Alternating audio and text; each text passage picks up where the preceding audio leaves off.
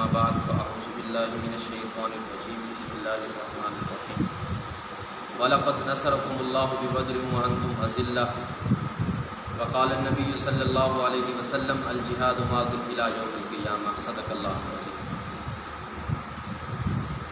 سن 2 ہجری کے اسلامی تاریخ کے عظیم واقعات میں سے اہم واقعات بدر کا بھی ہے۔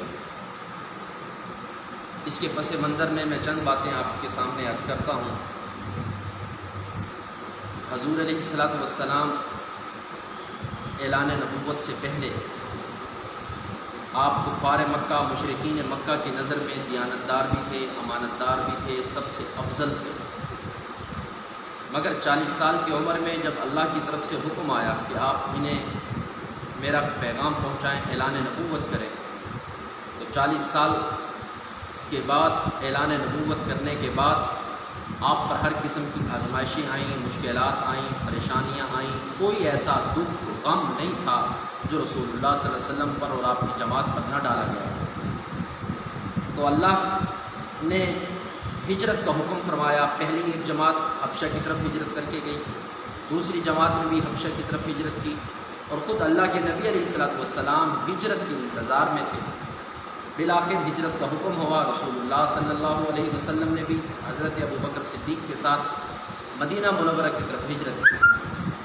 کفار مکہ مشرکین مکہ نے دیکھا کہ پہلی جماعت جو حبشہ کی طرف ہجرت کر کے گئی، شاہ حبشہ نے بڑی عزت و تکریم کے ساتھ رکھا، دوسری جماعت کو بھی بڑی عزت دی۔ خود حضور علیہ الصلوۃ والسلام مدینہ گئے تو مدینہ کے لوگوں نے آپ کا استقبال کیا، بچیوں نے ترانے گائے، آپ پر زمینیں وقف کی، مسجد نبوی کی زمین لے کر مسجد کی بنیاد رکھی گئی، کنواں خرید کر سب کے لیے وقف کیا گیا۔ تو یہ چیز ان سے ہضم نہ ہوئی۔ کفار مکہ دارالندوہ کے اندر میٹنگ کے لیے اکٹھے ہوئے کہ ہمیں ان باغیوں کا مقابلہ کرنا چاہیے، کیونکہ جو حضرات مسلمان ہو گئے تھے کفار مکہ نے ان کو باغی سمجھتے تھے، ہمیں ان کا مقابلہ کرنا چاہیے۔ آج اگر ہم نے ان کا مقابلہ نہ کیا، ان کو ختم نہ کیا، تو کل یہ ہمارے لیے بہت مشکل ہو جائے گی۔ چنانچہ وہ دارالندوہ کے اندر اکٹھے ہوئے، کیا کرنا چاہیے۔ ایک جگہ پر میں نے یہ پڑھا، یہ اس میٹنگ کے اندر طے ہوا کہ ہمارے پاس اسلحہ نہیں ہے جس سے ہم ان کا مقابلہ کر سکیں۔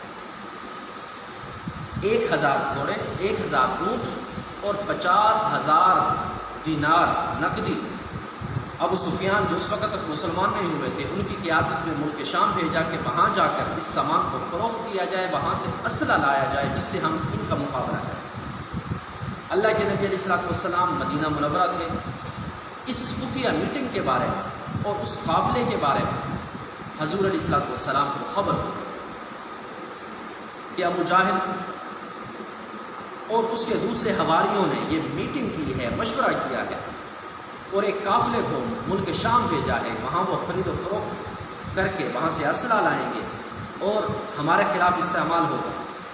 حضور علیہ الصلوۃ والسلام نے صحابہ کو بلایا، وشاورہم فی الامر پر وہ عمل کرتے ہوئے تمام صحابہ سے مشورہ لیا، بتاؤ ہمیں کیا کرنا چاہیے، صورتحال سے آگاہ فرمایا۔ حضرت ابوبکر صدیق رضی اللہ تعالیٰ عنہ، بخاری شریف کی روایت ہے، سب سے پہلے بولے یا رسول اللہ آپ فکر نہ کریں، میرا مال میری جان آپ پر قربان۔ اور حضرت سعد بن عبادہ رضی اللہ تعالیٰ عنہ جو مدینہ کے اندر خزرج قبیلے کے سردار تھے، بولے یا رسول اللہ آپ پریشان کیوں؟ آپ نے فرمایا میں اس وجہ سے پریشان ہوں کہ اسباب کی دنیا میں آپ کے پاس میرے پاس کچھ نہیں جس سے ہم ان کا مقابلہ کر سکیں۔ وہ آپ کے خلاف ایک بہت بڑی سازش تیار کر رہے ہیں۔ تو حضرت سعد بن عبادہ رضی اللہ تعالیٰ عنہ نے فوراً عرض کیا یا رسول اللہ آپ پریشان نہ ہوں، اللہ کی قسم اگر آپ ہمیں سمندروں میں کود جانے کا حکم فرمائیں گے تو ہم سمندروں میں کود جائیں گے، مگر آپ کے حکم کی بے وفائی نہیں کریں گے۔ ابھی یہ بات ختم نہیں ہوئی تھی کہ حضرت مقداد رضی اللہ تعالیٰ عنہ، مسلم شریف کی روایت ہے، وہ بولے یا رسول اللہ کی قسم جس نے آپ کو حق سچ کا نبی بنا کر بھیجا ہے، ہم آپ کے دائیں طرف سے لڑیں گے، آپ کے بائیں طرف سے لڑیں گے، آپ کے سامنے سے لڑیں گے، آپ کے پیچھے سے لڑیں گے، مگر آپ کو چھوڑ کر ہم کہیں نہیں جائیں گے، اپنی جانوں کا نذرانہ پیش کر دیں۔ تو آپ نے حضرت مقداد رضی اللہ تعالیٰ عنہ کے اس باہمت جواب پر فرمایا مقداد تو نے میرے سینے کو بڑا کر دیا۔ اب مشورہ یہی ہوا کہ قافلے کو پکڑا جائے، قافلے والوں کو گرفتار کیا جائے جو ہمارے خلاف وہ منصوبہ بنا رہے ہیں، تاکہ اس منصوبے کا سدباب کیا جائے، ختم کیا جائے۔ ادھر اس خبر کی اطلاع ابو سفیان کو پہنچی جو قافلے کے ساتھ آ رہے تھے، براستہ بدر مکہ مکرمہ جانا تھا۔ آپ نے بھی تیاری کی۔ ادھر ابو سفیان نے فوراً قافلے کا رخ دوسری طرف موڑا اور ایک تیز رفتار آدمی کو مکہ بھیجا کہ تمہارے خاندان والے وہ مدینہ جو پہنچ چکے ہیں وہ تمہارے اس قافلے کو اپنے قبضے میں لینا چاہتے ہیں، اپنے سامان کی حفاظت کے لیے فوراً تیاری کی۔ چنانچہ ابو جاہل نے فوراً 950 آدمی بما ساز و سامان مسلح، 700 اونٹ، 100 گھڑ سوار اور کھانے پینے کا وافر مقدار سامان، عورتیں، گانا گانے والی، جشن منانے والی، اس کو لے کر ابو سفیان وہاں سے چلا۔ راستے میں ابو جاہل چلا، راستے میں ابو سفیان اور ابو جاہل کی آپس میں ملاقات ہوئی تو ابو سفیان نے اس وقت ابو جاہل کو کہا اب ہم ان کی پہنچ سے دور ہو چکے ہیں، ہم مکہ کے قریب پہنچ چکے ہیں، آپ ایسا کرو اب جنگ نہ کرو۔ تو ابو جاہل یہ مستی کے اندر تھا، غرور و تکبر میں تھا، اس نے کہا نہیں، آج ہم ان کا خاتمہ کر دیں گے تاکہ ہمیشہ ہمیشہ کی پریشانی ختم ہو جائے۔ ادھر سے رسول اللہ صلی اللہ علیہ وسلم کا قافلہ روانہ ہوا، ادھر سے ابو جہل کا قافلہ روانہ تھا۔ ان کی آپس میں ملاقات بدر کے مقام پر پہنچی جو 80 میل کے فاصلے پر مدینہ منورہ سے۔ کفار کا لشکر پہلے پہنچایا تھا، اس نے آ کر صاف زمین پر قبضہ کر لیا، کنویں پر قبضہ کر لیا۔ موافق جگہ جو جنگ کے لیے موافق جگہ ہوتی ہیں، مقامات ہوتے ہیں، ان پر قبضہ کر لیا۔ آپ علیہ السلام کا قافلہ صحابہ کی جماعت کے بعد میں پہنچی۔ ان کے حصے میں جو زمین آئی وہ ریتلی زمین تھی، گھوڑوں کا چلنا مشکل، انسانوں کا چلنا مشکل، اور وہاں پر 950 آدمی بما ساز و سامان والے، اور ادھر 313 آدمی، وہاں پر 100 گھوڑ سوار، یہاں پر 2 گھوڑ سوار، وہاں پر 700 اونٹ، یہاں پر 70 اونٹ، وہاں پر ہر آدمی کے پاس تیر و تلوار، یہاں پر 6 تلواریں، اور 8 میں سے اس قلت کے اسباب کی دنیا میں بالکل مختصر سامان کے ساتھ صحابہ کی جماعت پہنچی۔ خیمے لگا دیے گئے، اس طرف سے بھی خیمے لگے ہوئے تھے۔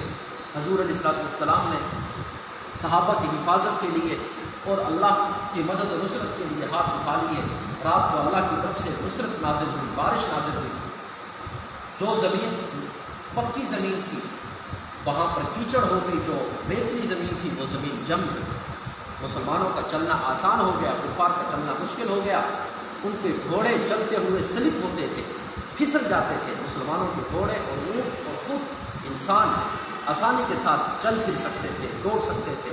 انہوں نے بارش کے اندر اپنے برتنوں کو پانی سے بھر لیا، پانی نہیں تھا، گھوزیاں بنا کر پانی کو محفوظ کر لیا۔ دوسرے دن صبح صفیں تیار ہوئی، حضور علیہ السلام اپنے خیمے میں تھے، اور آپ کی حفاظت کے لیے جناب سیدنا صدیق اکبر رضی اللہ تعالیٰ عنہ تھے۔ ایک موقع پر حضرت علی رضی اللہ تعالیٰ عنہ نے اپنے جماعت سے سوال کیا، من اشجع الناس، بتاؤ لوگوں میں سب سے زیادہ بہادر کون ہے؟ تو لوگوں نے کہا انت یا امیر، انت یا علی، آپ ہیں، آپ سب سے بہادر ہیں۔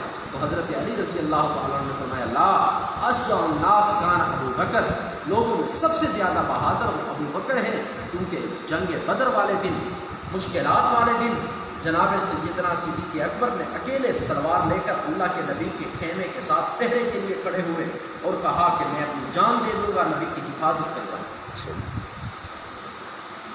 اب صفیں تیار ہو گئی، وہاں سے 3 بہادر مقابلے کے لیے آئے کفار کی طرف سے، عتبہ، ولید، شیبہ۔ ادھر سے اللہ کے نبی علیہ السلام نے 3 بہادروں کو میدان میں بھیجا۔ انہوں نے پوچھا مانا تم کون ہو تم؟ انہوں نے اپنے نام بتائے تو انہوں نے کہا آخر یا محمد اطفانا، اے محمد ہمارے برابر کے لوگوں کو بھیجو، ہمارے برادری کے لوگوں کو بھیجو۔ کفر بھی عجیب کفر تھا۔ اب حضور علیہ السلام نے ان کو واپس بلایا، یہاں سے فرمایا قم یا علی، علی آپ کھڑے ہو جاؤ، قم یا حمزہ، حمزہ آپ کھڑے ہو جاؤ، قم عبیدہ بن حارث آپ کھڑے ہو جاؤ، میں قربان جاؤں اللہ کے نبی پر۔ آپ نے سب سے پہلے اپنے خاندان کو قربانی کے لیے پیش کیا۔ اب حضرت علی، حضرت حمزہ اور حضرت عبیدہ بن حارث کے رشتہ دار ہیں۔ حضرت علی آپ کے چچا زاد بھائی، حضرت حمزہ آپ کے چچا، حضرت عبیدہ بن حارث آپ کے رشتہ دار۔ اب حضرت علی کا مقابلہ ایک بہادر سے ہوا، حضرت علی نے پہلے بار میں ہی گردن کو اڑا دیا، حضرت حمزہ نے بھی گردن کو اڑا دیا۔ اب حضرت عبیدہ بن حارث مقابلہ کرتے رہے، زخمی ہو گئے، حضرت علی نے سہارا دیا، حضرت عبیدہ بن حارث کو اس جگہ پر لائے، حضور علیہ السلام کی طرف لائے اور اس کا مقابلہ کیا۔ اب حضرت عبیدہ بن حارث رضی اللہ تعالیٰ عنہ زخمی تھے، حضور علیہ السلام نے اپنے گھٹنے مبارک سے ان کو سہارا دیا اور اپنے دامن سے حضرت عبیدہ کے آنسوؤں کو اور حضرت عبیدہ کے خون کو اور پسینے کو صاف کر رہے ہیں۔ تو شاعر نے لکھا ہے، اپنے دامن سے پوچھتا ہے آنسو، آج رونے کا مزہ ہی کچھ اور ہے۔ تو حضرت عبیدہ بن حارث رضی اللہ تعالیٰ نے پوچھا، یا رسول اللہ کیا میں شہید ہوں؟ آپ نے فرمایا، عبیدہ میں تیری گواہی دیتا ہوں کہ تو شہید ہے۔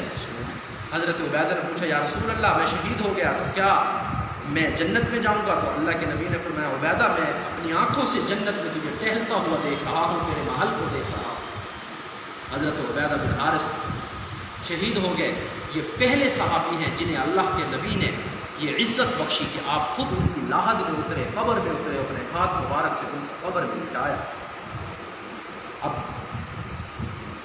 لڑائی عروج پر پہنچی، انسانوں میں ختم گتا ہو، لڑائی ہو گئی۔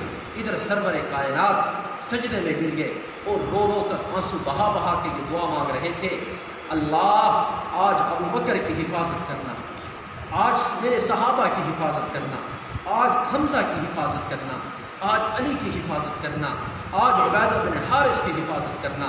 اور کہہ رہے تھے، اللہ یہ میری جمع پونجی ہے، یہی میرا سرمایہ ہے جسے میں تیرے راستے میں قربان کرنے کے لیے لایا ہوں۔ اللہ آج اگر یہ ختم ہو گئے تو دنیا میں تیرا نام لینے والا کوئی نہیں رہے گا۔ میں قربان جاؤں اللہ کے نبی پر کہ آپ نے اسلام کی اشاعت میں صحابہ کا زیادہ دخل دیا۔ یوں نہیں فرمایا اللہ آج اگر میں شہید ہو گیا تو تیرا نام مٹ جائے گا، یوں نہیں فرمایا اللہ آج اگر میں ختم ہو گیا تو تیرا نام لینے والے ختم ہو جائیں گے، یوں نہیں فرمایا، بلکہ فرمایا اللہ آج یہ میری جماعت، یہ تیرے مجاہد ختم ہو گئے تو پھر تیرا نام بھی ختم ہو جائے گا۔ تو اللہ نے مدد و نصرت کے وعدے کیے تھے، آسمان سے فرشتوں کو اتارا۔ ایک روایت میں ہے 1000 فرشتے اترے، دوسری روایت میں ہے 4000 فرشتے اترے، ایک میں ہے 5000 فرشتے اترے۔ فرشتے اترے، اللہ نے مدد و نصرت کی، جنگ اختتام کو پہنچی۔ 14 صحابہ اللہ اور اس کے نبی کی حرمت پر قربان ہو گئے۔ ادھر سے 70 کافر مردار ہوئے، 70 سے زائد لوگ گرفتار ہو گئے۔ حضور علیہ السلام نے صحابہ کو حکم فرمایا، جاؤ دیکھو کون کون ہیں۔ جس وقت جنگ عروج پر تھی تو حضرت معاذ اور حضرت معوذ جب قافلہ روانہ ہونے لگا، یہ دونوں آ گئے تھے، مشہور واقعہ ہے۔ آپ نے معاذ کو قبول کر لیا، معوذ کو فرمایا تم چھوٹے ہو۔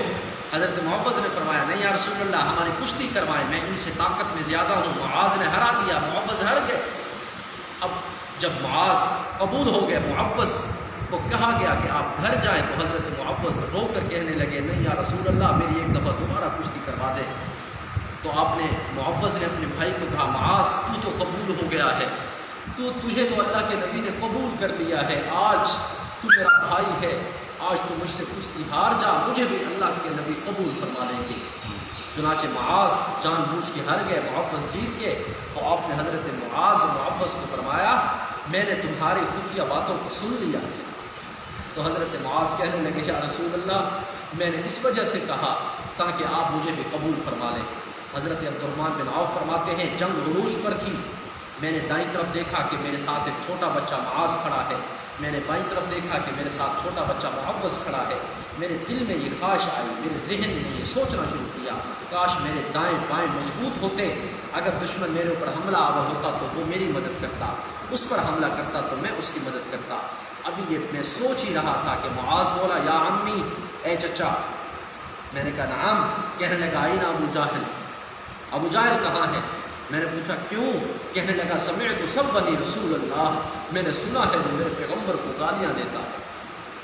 تو اس کی بات ختم ہوئی تھی کہ معوذ بولا آئین ابو جاہل، ابو جاہل کہاں ہے؟ سمعت سب بنی رسول اللہ، میں نے سنا ہے وہ میرے پاک پیغمبر کو گالیاں دیتا ہے۔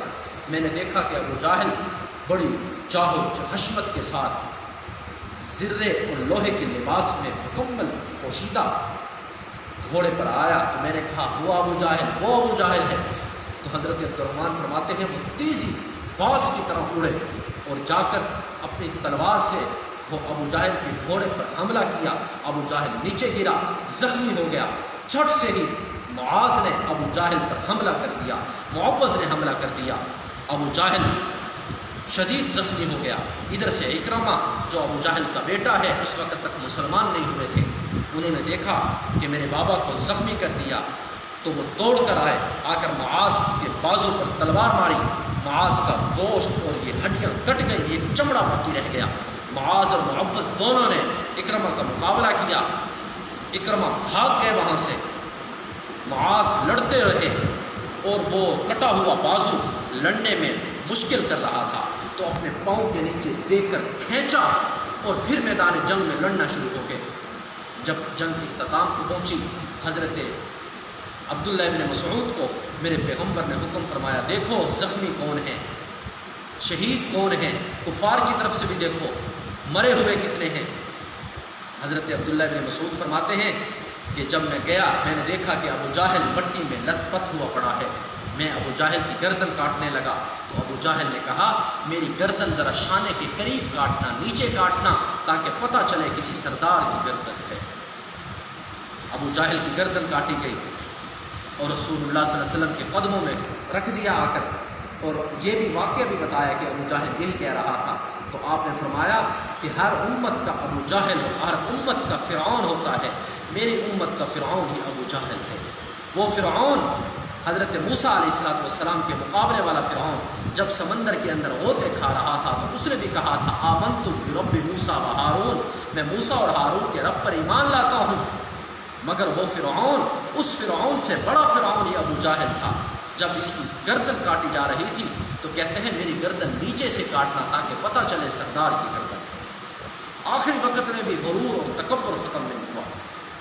جس وقت افائے عہد جو مسلمانوں کی ایک شان ہوتی ہے، آپ حیران ہوں گے، دو صحابی اس مختصر سی جماعت اور مختصر سے سامان کے اندر اتنے بڑے لشکر کے ساتھ مقابلہ. دو صحابی جو پیچھے رہ گئے تھے وہ رسول اللہ صلی اللہ علیہ وسلم کی طرف آ رہے تھے معاونت کے لیے. حضرت حذیفہ اور حضرت سہیل راستے میں کفار نے پکڑ لیا، کہاں جا رہے ہو؟ انہوں نے کہا کہ اگر تم محمد صلی اللہ علیہ وسلم کی مدد کے لیے جا رہے ہو تو ہم تمہیں نہیں چھوڑتے. تو ان دونوں نے وعدہ کیا کہ ہم ان کی مدد نہیں کریں گے. جب یہ اللہ کے نبی کی خدمت میں آئے اور آ کر یہ واقعہ بیان کیا اور عرض کیا حضرت شکر ہے کہ انہوں نے ہمیں چھوڑ دیا، ہمیں آپ کے ساتھ یہ سعادت نصیب ہو گئی، ہم آپ کے ساتھ جنگ میں شریک ہو گئے.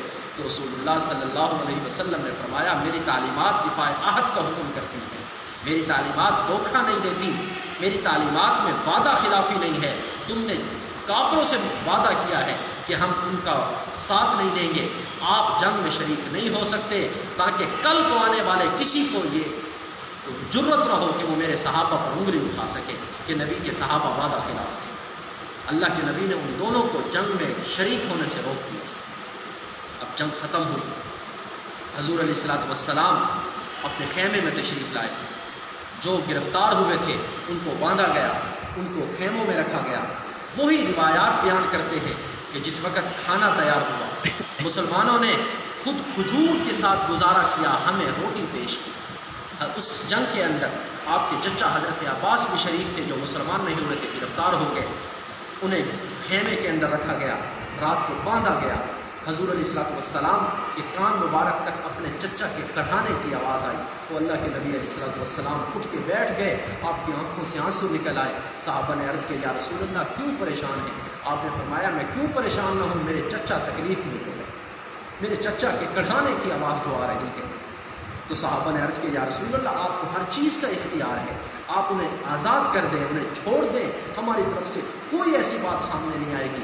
تو اللہ کے نبی علیہ الصلوۃ والسلام نے فرمایا آج کے دن سب کے ساتھ برابر کا سلوک ہوگا. تو یہ حضور علیہ الصلوۃ والسلام کی تعلیمات ہیں. پھر جو لوگ مالدار تھے ان سے پیسے لیے گئے، ان کو آزاد کیا گیا. جو مالدار نہیں تھے، پڑھے لکھے تھے، انہیں کہا گیا کہ تم میرے صحابہ کو لکھنا پڑھنا سکھاؤ. انہوں نے لکھنا پڑھنا سکھایا تو ان کو آزاد کر دیا گیا. جو لوگ آزاد ہو کر گئے وہ اللہ کے اور صحابہ کرام کے اخلاق سے، اللہ کے نبی کے اخلاق سے اتنا متاثر ہوئے کہ وہ واپس گئے وہاں جا کر بھی ان کو چین نہیں آیا، وہ پلٹ کر واپس مدینہ منورہ آ گئے اور آ کر اللہ کے نبی کے ہاتھوں پر اسلام قبول کر لیا، اور یہ کہا کہ جس نبی کے اخلاق میں اپنے قیدیوں کے ساتھ اتنا اچھا حسن سلوک ہے تو وہ قیدیوں کے علاوہ اس کا کتنا اچھا حسن سلوک ہے۔ تو یہ ہے سن 2 ہجری میں ایک اہم ترین واقعہ پیش آیا۔ اللہ نے مسلمانوں کی عزت رکھی، مسلمانوں کی لاج رکھی، کفر کو ذلت اور رسوائی کے اندر اکیلا، مسلمانوں کی عزت کی بنیاد ہوئی اور کافروں کی ذلت کی بنیاد ہوئی، کیونکہ مسلمان یہی مسلمان جو مکہ کے اندر تھے وہاں پر مشکلات تھی، جب مدینہ کے اندر آئے تو یہاں پر فتوحات آئیں، وہاں پر آزمائشوں میں تھے، یہاں پر فتوحات کا زمانہ شروع ہوا۔ دعا ہے اللہ پاک ہمیں ان کے نقش قدم پر چلنے کی توفیق عطا فرمائے۔ میں آخری بات عرض کرتا ہوں، صحابہ کرام جو جنگ کے اندر آئے یہ مال و اسباب کی بنیاد پر نہیں آئے، ان کے پاس کچھ بھی نہیں تھا، یہ اللہ اور اس کے رسول کے حکموں کو پورا کرنے کے لیے آئے، تو پھر اللہ نے ان پر کیسے مدد نازل کی۔ وَكَمْ مِنْ فِئَةٍ قَلِيلَةٍ وَغَلَبَتْ فِئَةٍ كَثِيرَةً بِإِذْنِ اللَّهِ۔ یہاں کثرت اور قلت کا حکم نہیں ہوتا، یہاں پر کثرت کا دار و مدار نہیں ہے، یہاں پر اللہ اور اس کے رسول کی محبت اور اللہ کی نصرت کا دار و مدار ہے۔ ان کے پاس کچھ نہیں تھا اسباب کی دنیا میں، آج ہمارے پاس سب کچھ ہے، آج ہمارے پاس الخالد ٹینک بھی ہے، ہمارے پاس فوج بھی ہے، ہمارے پاس وسائل بھی ہیں، ہمارے پاس سب کچھ ہے آج، مگر ہم لوگ خاموش ہیں اس وجہ سے کہ ہم نے جہاد کے راستے کو چھوڑا ہوا ہے۔ ورنہ گائے کے پجاریوں کو کیا ہمت کہ وہ مسلمانوں کو آنکھیں دکھائیں، گائے کے پیشاب پینے والوں کو کیا ہمت کہ وہ لا الہ الا اللہ کے مطابق زندگی جینے والوں کو آنکھیں دکھائیں، وہ کلمہ جن کی بنیاد لا الہ الا اللہ محمد رسول اللہ ہو، آج انہیں آنکھیں دکھاتے ہیں اس وجہ سے کہ ہم نے جہاد کے راستے کو ترک کیا ہوا ہے۔ میرے پاک پیغمبر کا فرمان ہے الجہاد واضح الی یوم القیامہ، تم جہاد قیامت تک جاری رہے گا۔ لوددت ان اقتل فی سبیل اللہ ثم احیا ثم اقتل ثم احیا ثم اقتل۔ میرے پاک پیغمبر نے جہاد کی زندگی کو ترجیح دی ہے۔ میرے پاک پیغمبر نے فرمایا ہے اگر تم جہاد کو چھوڑ دو گے تو تم پر ذلت مسلط کر دی جائے گی۔ آج مسلمان کثرت کے باوجود، آج مسلمان اسباب میں سب سے زیادہ ہونے کے باوجود مشکلات کا شکار ہیں۔ کشمیر کے ماؤ بہنوں کو ذلت کا سامنا کرنا پڑ رہا ہے، فلسطین کے مسلمانوں کو مشقت کا سامنا کرنا پڑ رہا ہے، کشمیر کی ماؤ بہنوں کی عزتیں محفوظ نہیں ہیں۔ آج کہاں گیا مسلمان؟ وہ کیوں نے ان کی حفاظت کے لیے اٹھتے، کیوں نے ان کے مدد کے لیے اٹھتے؟ آج پاکستان ہمارے پاس سب کچھ ہے، وسائل کی دنیا میں الحمدللہ ہم مضبوط ہیں، اور فوج کی، اور جو اللہ نے ہمیں پاک فوج کی صورت میں جو ہمیں مجاہد عطا کیے ہیں یہ ہزاروں میں ایک ہیں، کسی سے کم نہیں ہیں، اور اس کے ساتھ اللہ نے مسلمانوں کو غیرت ایمانی سے عطا فرمائی ہے۔ یہ کافر کا مقابلہ کرنے کے لیے ہم وقت تیار ہیں۔ دعا ہے اللہ پاک مسلمانوں کو عزت عطا فرمائے۔ مگر میں آخر میں پھر کہوں گا اگر ہم نے عزت حاصل کرنا ہے تو ہمیں جہاد کے راستے پر آنا پڑے گا۔ اگر ہم نے اپنے آپ کو نمایاں کرنا ہے، کفر کی آنکھوں میں آنکھیں ڈالنی پڑیں گی۔ اگر ہم نے اپنے آپ کو مضبوط بنانا ہے تو ہمیں ایک امت بننا پڑے گا، ہمیں رسول اللہ کی سنت پر آنا پڑے گا، ہمیں اللہ اور اس کے رسول کے طریقے پر چلنا پڑے گا، ہمیں قرآن کے مطابق زندگی گزارنا پڑے گی، تب ہماری دنیا میں بھی عزت ہوگی، کفر کے دلوں میں بھی ہماری عزت آ جائے گی، کفر خود بخود مغلوب ہو جائے گا، اسلام غالب ہو جائے گا، کیونکہ جو شریعت میرے پاک پیغمبر لے کر آئے ہیں، یہ جہاد کا راستہ میرے پاک پیغمبر کو تحفے میں ملا ہے۔ یہ خود قرآن مجید کے اندر اللہ نے فرمایا لِيُظْهِرَهُ عَلَى الدِّينِ كُلِّهِ، اس دین نے کریا محلہ محلہ گاؤں گاؤں میں پھیل کر رہنا ہے، اور یہ دین پھیلے گا تو جہاد کے ذریعے سے پھیلے گا، مشکل ختم ہوگی تو جہاد کے ذریعے سے ختم ہوگی۔ آخر میں علامہ اقبال مرحوم رحمۃ اللہ علیہ نے اپنے شعر کے اندر فرمایا فضائے بدر پیدا کر، فضائے بدر پیدا کر، فرشتے اتر سکتے ہیں اب بھی تیری نصرت کو قطار اندر۔ اللہ پاک عمل کی